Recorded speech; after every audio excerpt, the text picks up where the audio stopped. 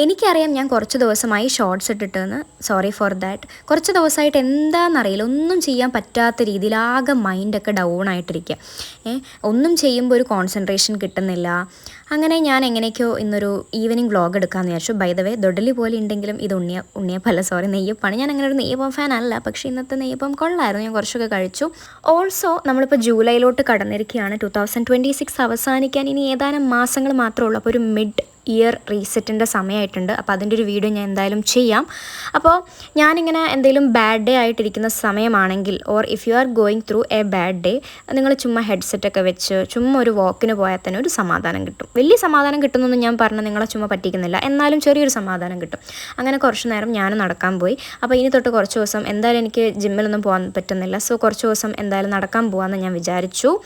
അപ്പം ഇന്നോട്ട് ഞാനത് സ്റ്റാർട്ട് ചെയ്യാണ്. പിന്നെ ഞാൻ അവിടെ മറിഞ്ഞടിച്ച് വീണതല്ല, അവിടെ ഭയങ്കര മണലുള്ളത് കൊണ്ട് സൈക്കിൾ ചെറുതായിട്ടൊന്ന് സ്കിഡായതാണ്. ഈ വീഡിയോയിൽ ഞാൻ വലുതായിട്ടൊന്നും കാണിച്ചിട്ടില്ല, എന്നാലും ഇതൊക്കെ നിങ്ങളുടെ അടുത്തൊന്ന് ഷെയർ ചെയ്യണം തോന്നി, അതുകൊണ്ടാണ് ഞാൻ കാണിച്ചത്. അപ്പോൾ എന്താണെങ്കിലും എല്ലാവരുടെയും മിഡ് ഇയർ പ്ലാൻസൊക്കെ ഒന്ന് കമൻറ്റിൽ ഷെയർ ചെയ്യൂ. അപ്പോൾ അടുത്ത വീഡിയോയിൽ കാണാം. ടാറ്റാ.